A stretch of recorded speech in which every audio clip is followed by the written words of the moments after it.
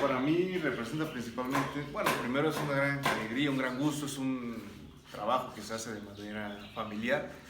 Pues es mi abuelo quien comienza con esas sillas de madera aquí en el estado de Oaxaca, sigo aprendiendo de mi papá.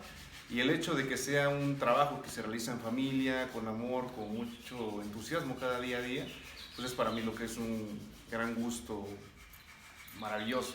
Pero aparte de eso también es una gran responsabilidad el continuar lo que es con este legado cultural, con esta misma calidad que se ha venido brindando, con estos, incluso lo que es este estilo muy marcado que tenemos aquí en la parte de la casa, e ir también lo que es innovando como nueva generación, lo que es ir marcando nuestro propio también camino, brecha y demás, pero sin olvidar también la raíz y seguir lo que es principalmente difundiendo el origen del tallado de madera aquí en el estado de Oaxaca.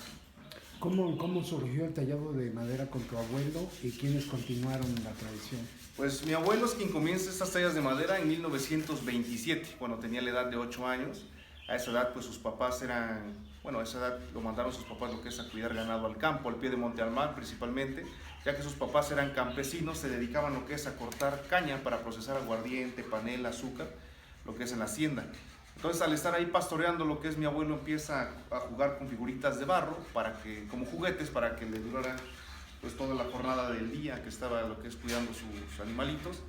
Lo que hace es de que se viene a la casa y al siguiente día cuando regresa pues se le destruían con las lluvias. Entonces comienza a imaginar de qué hacerlas para que no se le destruyeran y empieza lo que es a cortar ramas de diferentes árboles que no conocía por nombre hasta que encuentra una que le gustó mucho, que es la madera de copal. Principalmente, que es esta que tenemos aquí, porque es una madera muy blanda, muy blandita, con un buen filo lo que es en el machete o en el cuchillo, pues se llega a lo que es a tallar piezas muy bonitas por la misma cuestión de que es una madera muy suave que se trabaja verde. Él no la conocía por nombre, sus papás le pregunta a él a sus papás qué madera es la que estaba trabajando o estaba jugando con ella y le dicen sus papás que es la madera de copal. De ahí se extrae lo que es la resina, el incienso que se quema en altares el Día de Muertos y pues bueno, es así como comienza lo que es Manuel Jiménez a tallar en 1927. Lo ve como un empleo hasta la década de los 40 cuando se junta con mi abuelita Viviana y su primer venta incluso la tuvo hasta 1957, casi pues 15 años después de que comienza a ofrecerlas, ya que estuvo en ese tiempo lo que es tocando puertas, ofreciendo su trabajo, lo que es en la ciudad de Oaxaca, no había galerías, tiendas de artesanías, no vendía, no comía, hasta que se encuentra esto en norteamericano y le empieza a ofrecer sus piezas solamente talladas en blanco y el norteamericano se las compra, mi abuelo se las ofrece en 10, 20 y 50 centavos y recordaba mucho a mi abuelo que su primer venta fueron 2 pesos.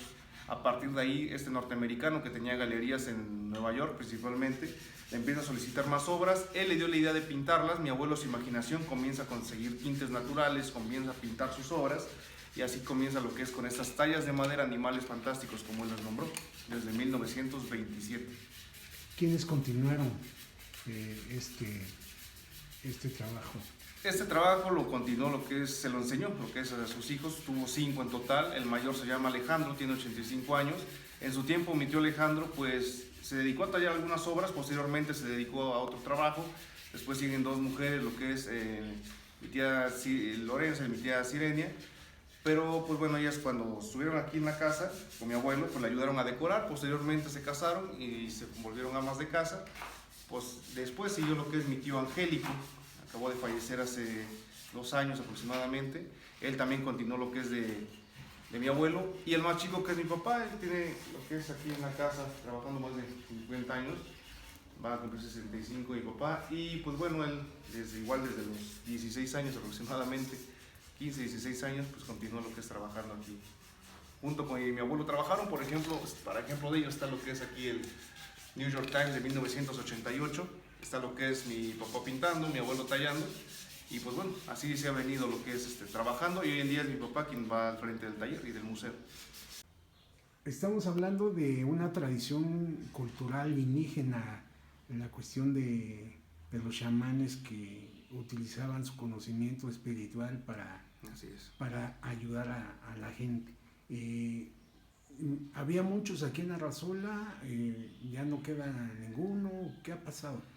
Pues con el paso del tiempo ya no se fue poniéndole lo que es la tona a los nuevos niños, a las nuevas generaciones, se fue perdiendo con esta cuestión que prácticamente era una tradición, una cultura en los pueblos originarios, principalmente esta cuestión de los nahuales, de los chamanes, viene desde tiempos prehispánicos. Entonces, anteriormente, para poner lo que es una tona, pues hacía lo que es un aro de ceniza. Se conocía que la partera no iba a lo que es hospitales o centros de salud, ¿no? En aquellas ocasiones. Se conocía lo que es que la partera también tenía esa cuestión o esta habilidad de curar.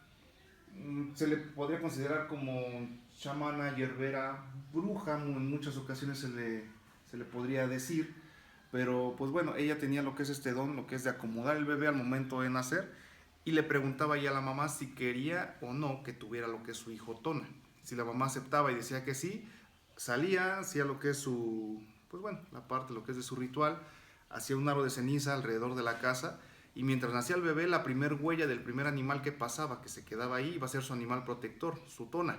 En muchas ocasiones iba a ser un animal doméstico, un perro, un gato, un animal de corral, entre algunos otros más, o daba también la ocasión de que se cruzaba un coyote, un conejo, otro tipo de animales, y a partir de ahí iba a obtener estos dones. El bebé, conforme iba creciendo, iba desarrollando estas inquietudes, iba a ir lidiando con esto, lo iba a ir dominando con el paso del tiempo. Después, cuando estaba durmiendo la persona o concebía el sueño, la persona estaba aquí durmiendo, pero su espíritu salía en ese animal y andaba rondando.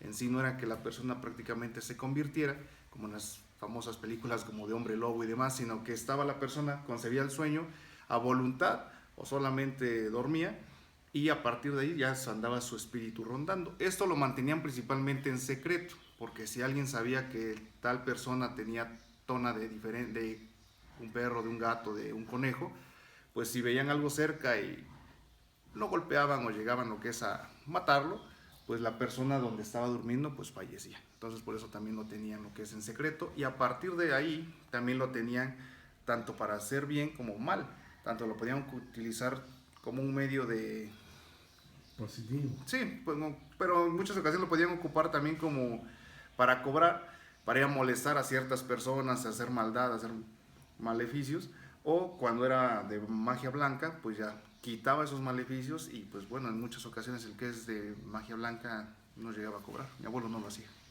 ¿Cómo fue que tu abuelo o tus papás enseñaron a las familias que se dedican actualmente a la talla de madera?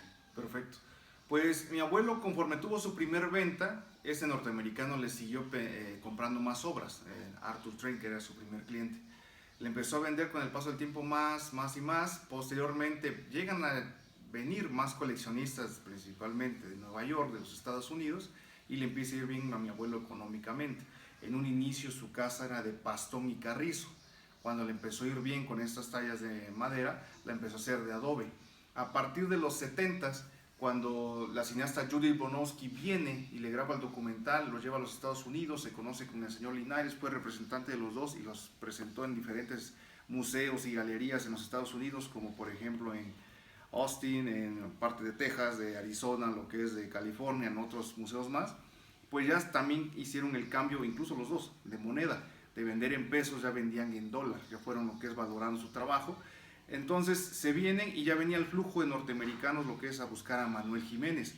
Entonces Manuel Jiménez pues empezaba a tener más demanda dentro de sus obras, invita a lo que es a mi tío Angélico, a mi papá Isaías, le empiezan a ayudar, y todas las piezas que iban conforme saliendo, incluso algunas piezas que solamente estaban talladas, se empezaban a vender. Fue un éxito total.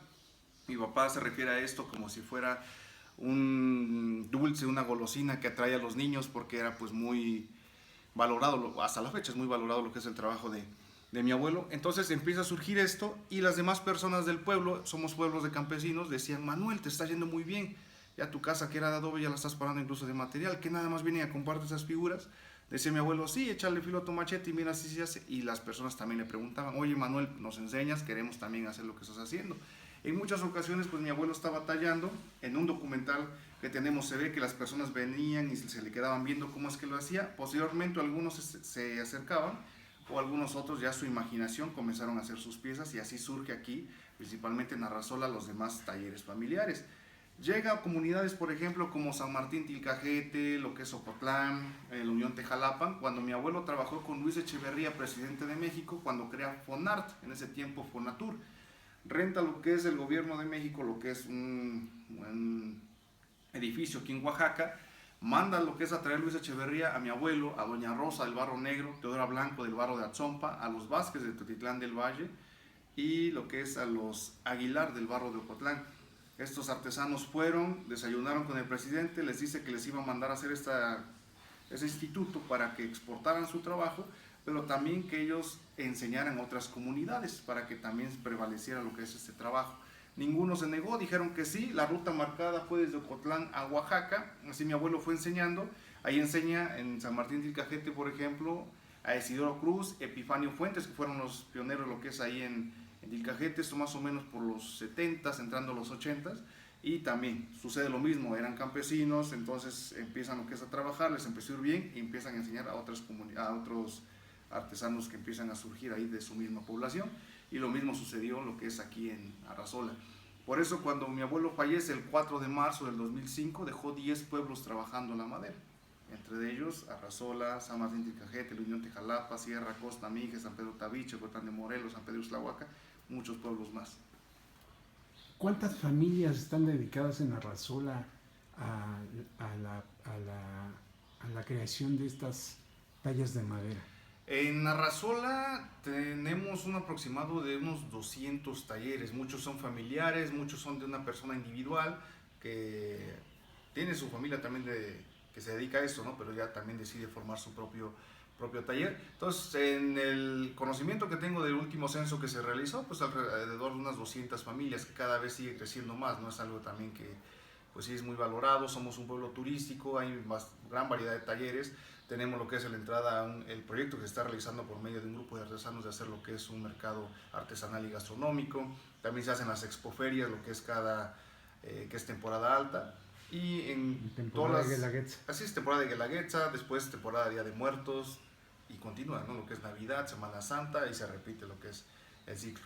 Entonces se realizan lo que son estas ferias artesanales, estas ferias también gastronómicas que se realizan en algunas ocasiones, y todos los días del año pues sí las familias se las pasan trabajando lo que es en sus casas de manera pues continua. Pues hoy en día Arrazola alrededor del 80% o 85% de su población se dedica al 100% al tallado de madera. Yeah.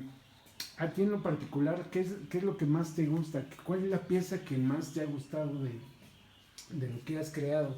¿Qué te imaginas cuando piensas en lo que vas a crear?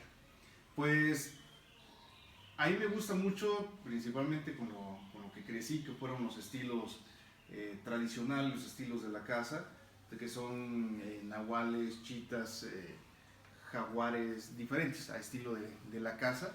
Entonces yo llevo lo que es, o continúo lo que es con esta línea, cada vez me sigue enseñando más mi papá. Ese es el estilo que estamos tenemos marcado, obviamente de una mano u otra varía, ¿no? No voy a sacar una pieza igual a la de mi papá o a la de mi abuelo, pero sí, ese es el estilo que me gusta a mí mucho lo que es trabajar. De las piezas que he realizado, pues sí me han gustado cómo me han salido algunos nahuales, piezas populares, por ejemplo, es una muy particular que me gustó, que es un animal pues muy, a veces es raro para algunos, ¿no? El famoso costoche, que es como un zorrito. Y son piezas que voy realizando y pues me van gustando con el paso del tiempo, las veo y las trato de hacer, a veces salen pues diferentes, pero pues cada pieza tiene también su esencia y pues el estilo de la casa es el que continúo realizando. Museo, porque principalmente nadie dijo que museo aquí, porque después es la cocina de mi abuela, todo lo de mi abuelo. Ajá. Pero todos se van a seguir abarcando a esta parte también.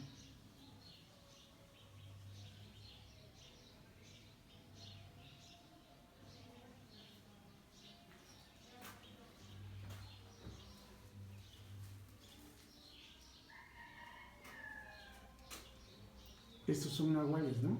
Así es, esos son nahuales perros. Como este también que está echado.